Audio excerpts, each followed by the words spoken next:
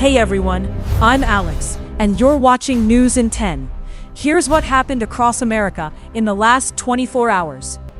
Trump's new Iran strategy is splitting his own party. A deadly outbreak killing hundreds of children is getting almost no attention.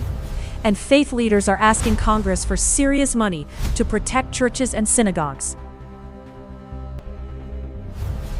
President Trump's emerging framework for a deal with Iran is facing pushback from his own party, with hardline Republicans warning he's giving up too much at the negotiating table.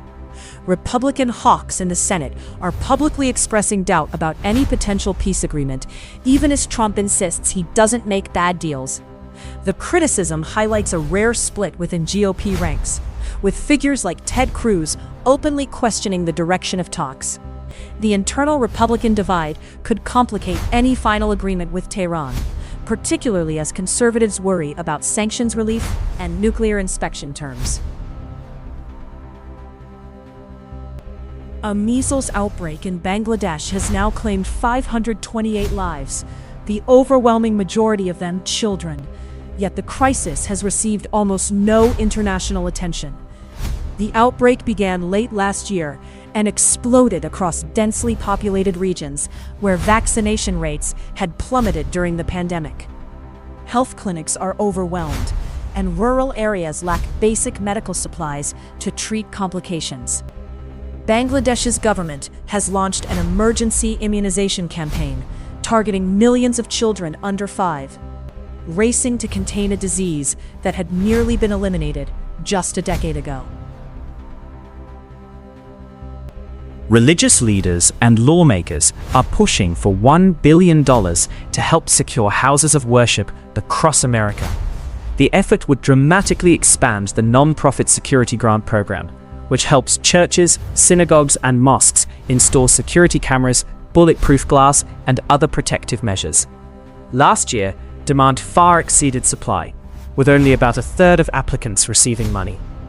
The push comes after multiple mass shootings at religious sites in recent years, including Pittsburgh's Tree of Life Synagogue and Charleston's Mother Emanuel Church. Faith communities say they shouldn't have to choose between safety and keeping their doors open.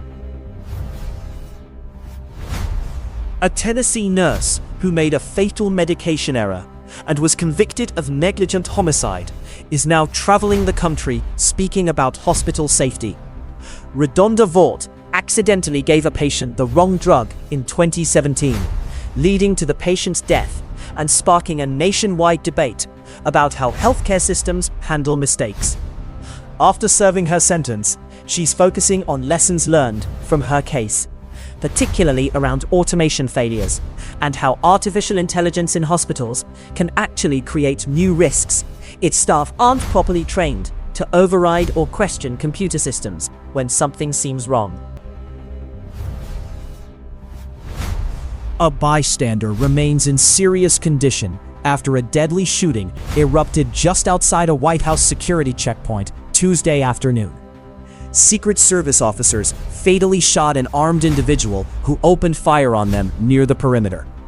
The suspect had a history of trespassing charges in the area. Authorities cleared the scene quickly and confirmed there was no ongoing threat to the White House itself or the surrounding public. The injured bystander, caught in the crossfire, is hospitalized and expected to survive.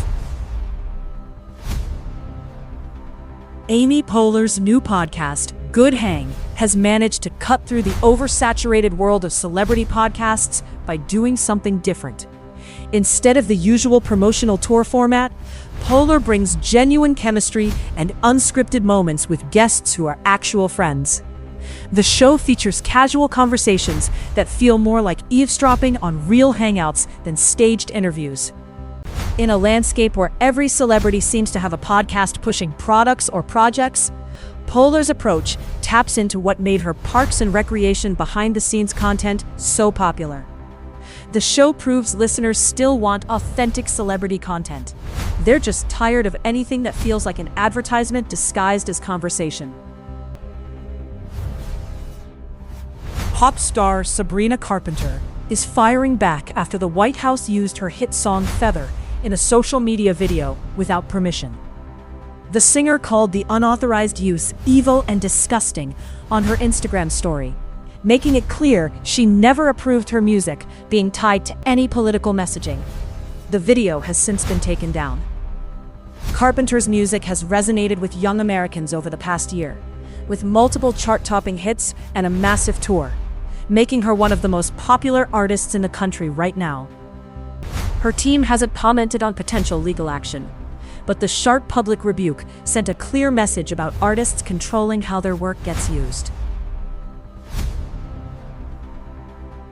Lionel Messi left Inter Miami's final regular season match against Philadelphia early after taking a knock, raising immediate concerns with the 2026 World Cup on the horizon.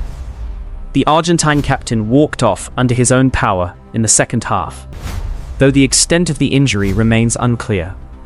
Miami secured the win behind a Luis Suarez hat-trick, but all eyes were on their superstar limping to the locker room. With less than 2 years until the tournament comes to American soil, any setback for the 8-time Ballon d'Or winner becomes major news for soccer fans nationwide. The Chicago Bears won't appear on Sunday Night Football at all in the 2026 season, marking a rare absence for one of the league's most storied franchises. NBC and the NFL essentially shut the Bears out of the primetime Sunday slot, a scheduling decision that reflects the team's recent struggles and lack of national appeal. The Bears last saw consistent primetime attention when they were playoff contenders, but years of mediocrity have pushed them to the margins of marquee matchups. It's a tough reality for a fan base that once owned Sunday nights, now relegated to afternoon games where other teams command the spotlight. The Houston Astros took down the Chicago Cubs 8-5 Sunday at Wrigley Field in a game that saw Houston's offense come alive in the middle innings. The Astros broke open a tight contest with a 4-run sixth inning, powered by back-to-back doubles that pushed their lead beyond reach. Chicago mounted a late rally in the eighth, but couldn't overcome the deficit. The win keeps Houston competitive in the American League West standings, while the Cubs continue searching for consistency at home this season. Jalen Brunson just earned All-NBA second-team honors for the third consecutive season, cementing his place among the league's elite guards. The Knicks point guard averaged 28 points and 6 assists this year, while leading New York to its best playoff run in over 2 decades. Brunson's back-to-back-to-back All-NBA selections make him the first Knick to achieve that feat since Patrick Ewing in the 90s. His bargain contract, signed before his breakout, continues to be one of the best deals in basketball. New York's future looks brighter with Brunson orchestrating the offense. Brian White just etched his name into MLS history, scoring in his 7th consecutive match for the Vancouver Whitecaps. That ties the league record set back in 1996 by Roy Lassiter. White's remarkable scoring streak came right before the league's pause for the Club World Cup.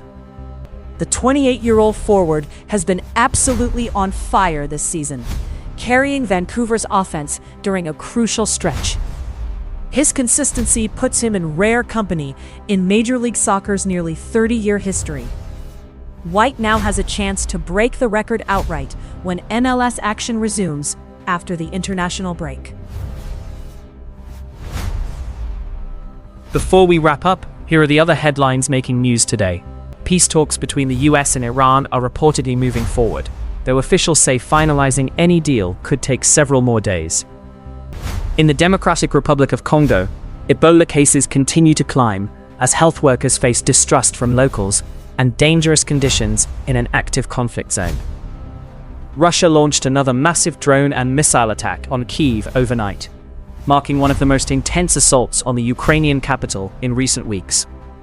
We've also seen a number of celebrity deaths already in 2025, with several notable figures from film, music, and television passing away.